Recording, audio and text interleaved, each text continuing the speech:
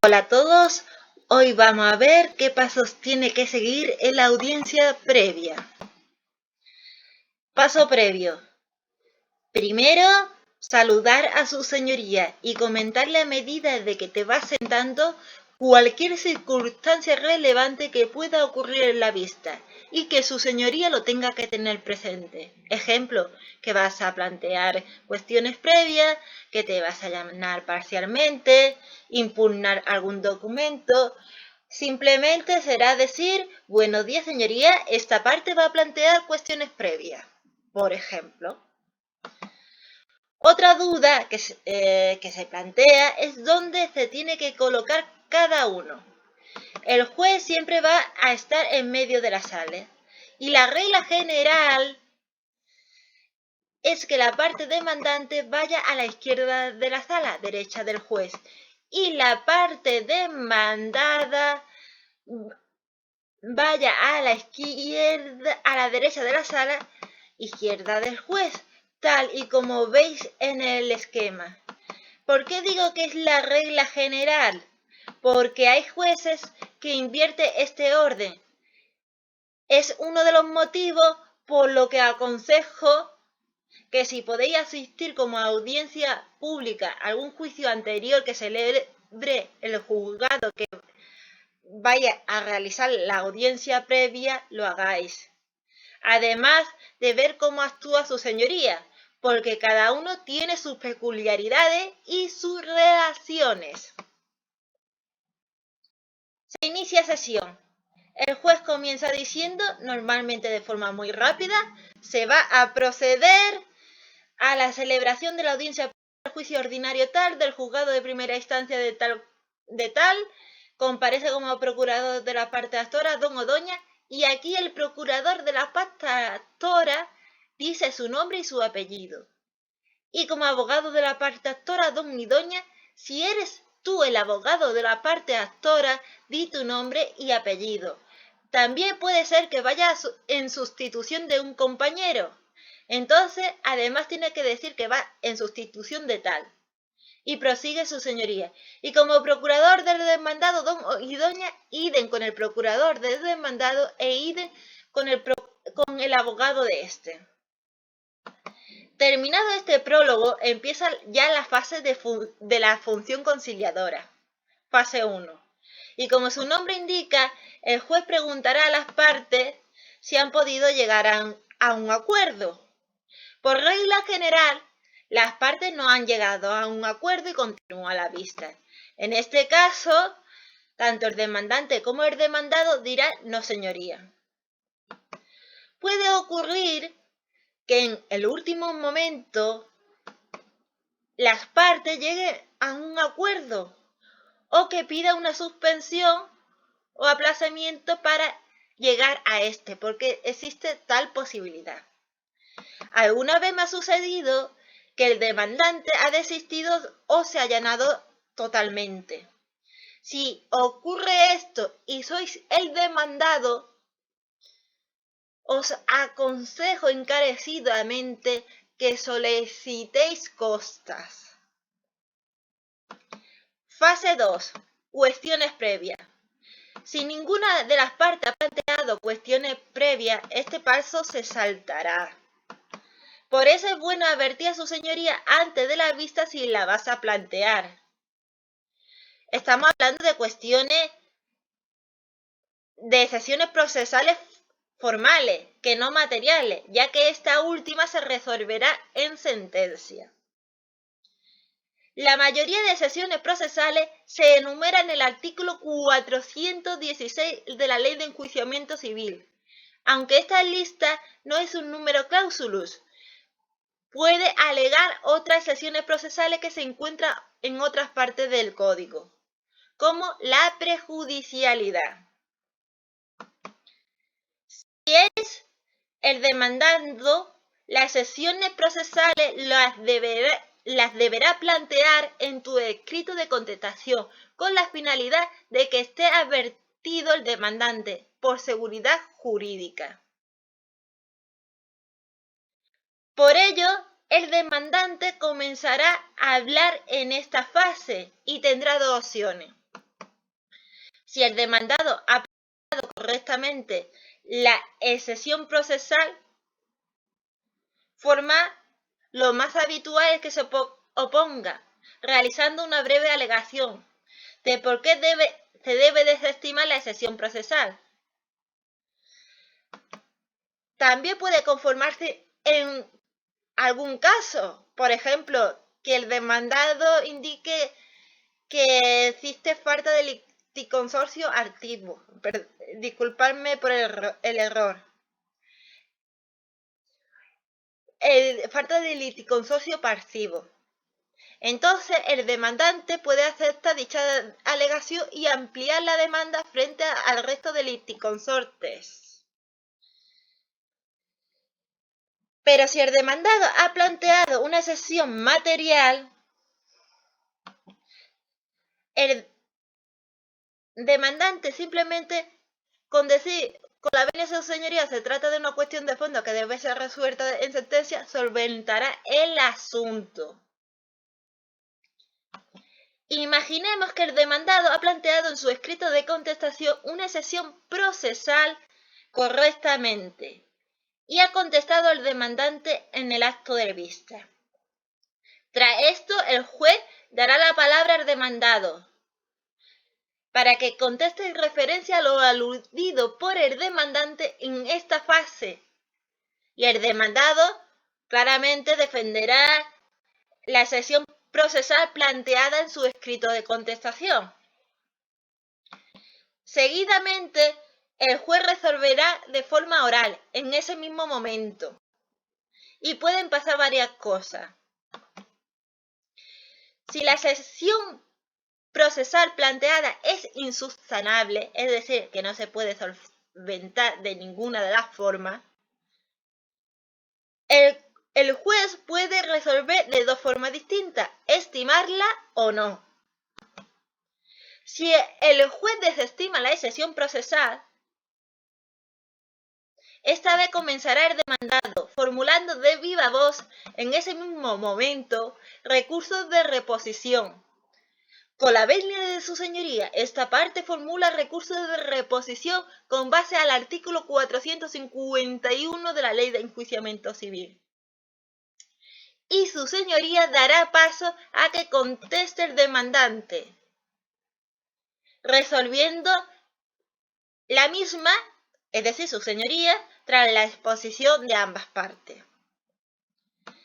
Hay que subrayar que el 99,9% de los casos, por no decir el 100%, si te han desestimado la excepción procesal, el juez lo va a volver a desestimar en tu recurso de reposición oral. Por lo que, si eres el demandado, tiene que formular esta vez protesta. Con la venia de su señoría, esta parte formula la correspondiente protesta. Y te preguntarás, ¿por qué tiene que hacer esto el abogado? Porque si no protesta verbalmente en este momento y no ha interpuesto anteriormente el recurso de reposición oral y pierde el pleito, si quieres interponer posteriormente el recurso de apelación, no vas a poder alegar esta causa de excepción procesal porque no ha protestado, no ha consignado protesta. Ahora, si el juez estima la excepción procesal, puede a su vez existir dos posibilidades. Que la excepción procesal estimada ponga fin al proceso, por lo que se dicta auto por escrito y es recurrible en apelación, digámoslo así. Si te pasa esto y eres el demandante, es como si hubieras realizado el juicio y has perdido, por lo que tiene que recurrir en apelación.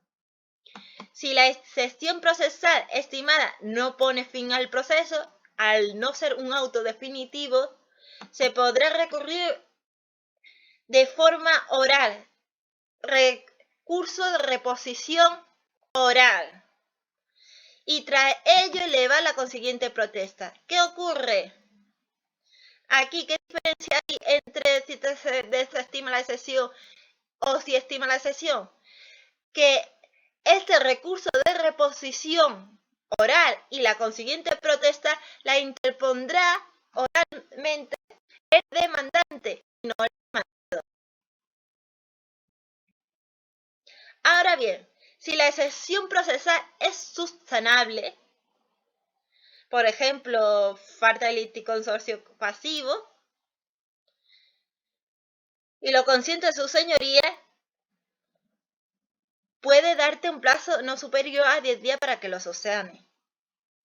Si lo subsana, se interpone una nueva fecha. Su señoría señalará una nueva fecha para la celebración de la audiencia previa. Si no, termina el procedimiento con los efectos que ello conlleve. Fase 3. Ratificación de la demanda, contestación y aclaraciones. Al contrario de lo que sucedía en la audiencia previa, la ratificación de la demanda sí o sí va a ocurrir en todas las celebraciones de audiencia previa. Empieza el demandante y continúa el demandado, y ambos tienen las siguientes posibilidades. Ratificarse simplemente en su escrito. Con la venia señoría nos ratificamos en nuestro escrito de demanda, contestación y solicitamos el recibimiento del pleito a prueba. Realizar aclaraciones sin alterar sustancialmente la demanda. Esta forma es la que yo utilizo porque por un lado me sirve para lucirme en juicio y por otro intento mostrar lo que a mí me parece relevante del caso. Y es decir, con la venia de su señoría, sin alterar sustancialmente nuestras pretensiones ni los fundamentos de nuestro escrito, interesa nuestro derecho a aclarar, subsanar con carácter previo a ratificarnos en nuestra demanda o contestación que, y aquí decir lo que deseéis expresar, y proseguís vuestro alegato. Y tras todo ello nos ratificamos nuestro escrito de demanda o contestación y solicitamos el recibimiento del pleito a prueba. Opción C.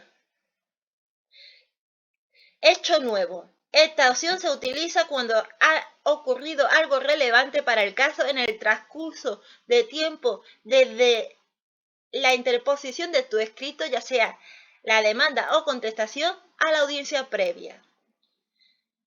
Con la venia de su señoría, esta parte hace constar que se ha producido un hecho nuevo tras la interposición de nuestro escrito de demanda o contestación, y aquí cuenta lo que ha pasado. Tras todo ello, nos ratificamos en nuestro escrito de demanda o contestación y solicitamos el recibimiento del pleito a prueba.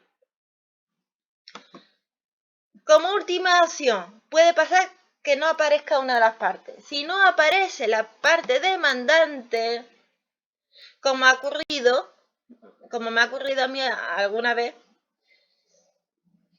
este hecho, después de darte traslado a la contestación, además de sobreseer el caso, el demandado tiene derecho a que el contrario pague las costas.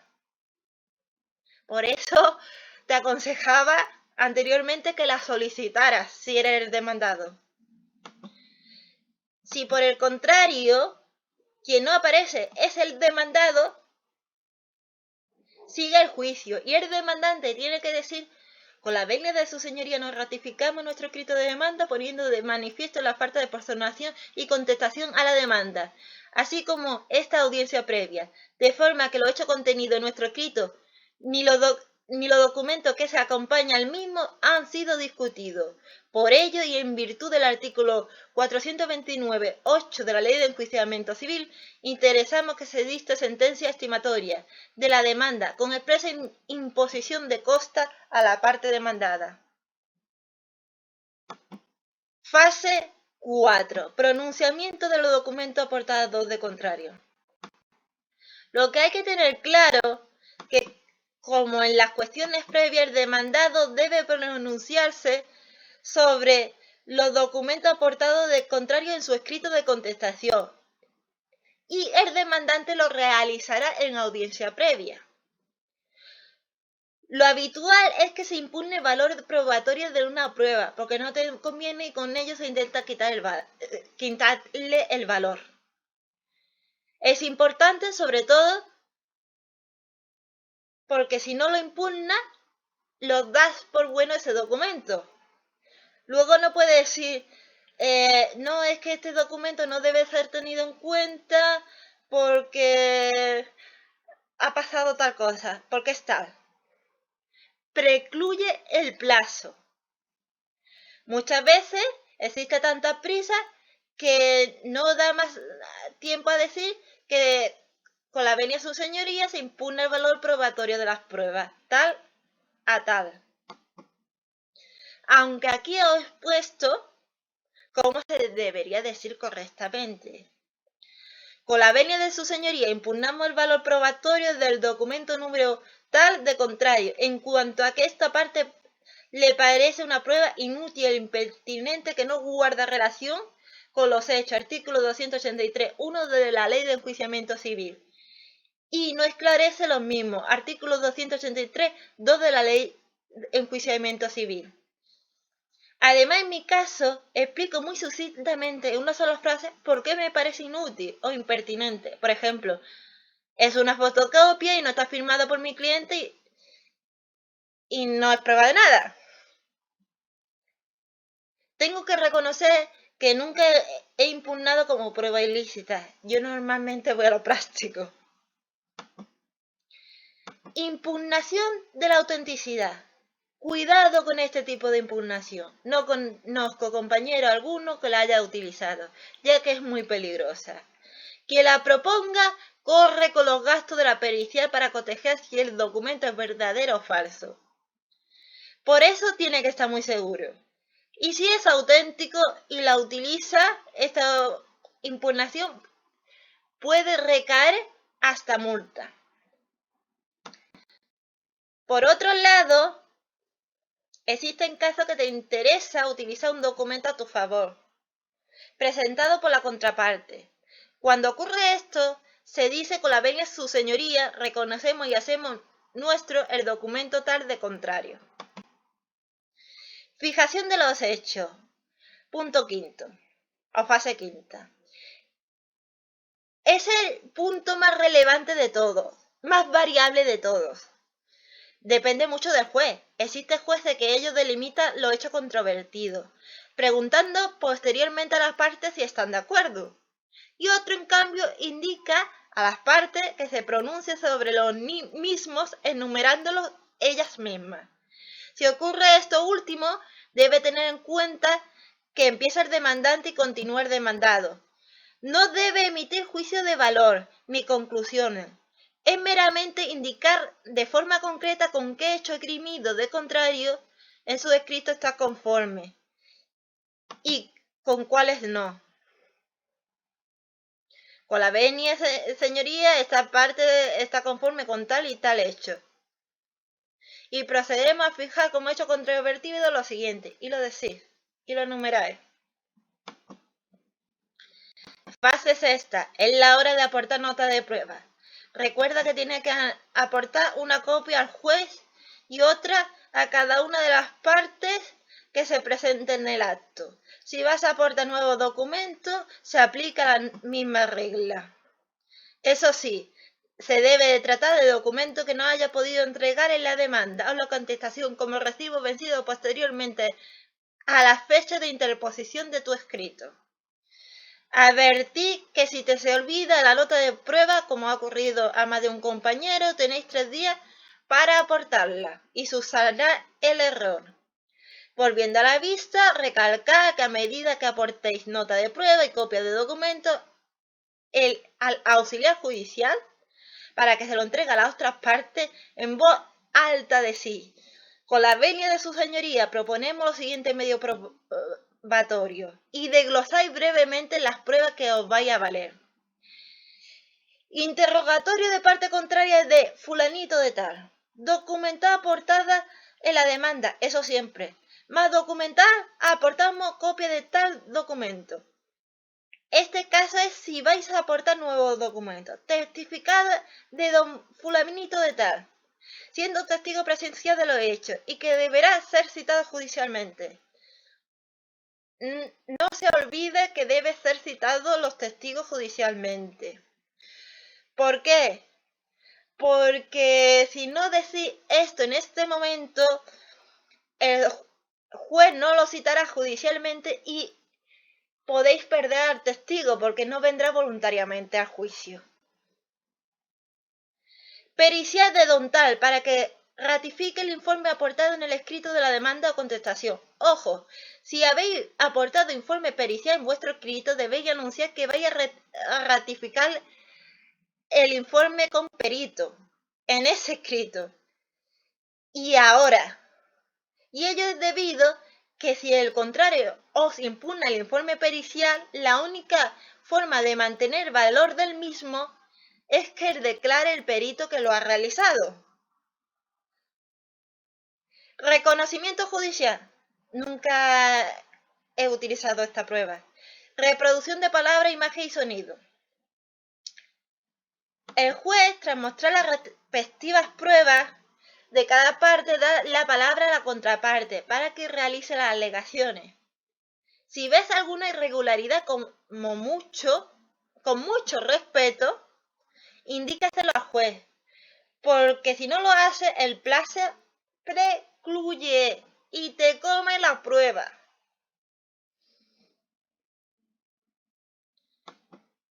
Así como ocurría con las cuestiones previas, puedes plantear recurso de reposición y más tarde protesta al juez de forma oral. En ese mismo momento, empieza el demandante y sigue el demandado.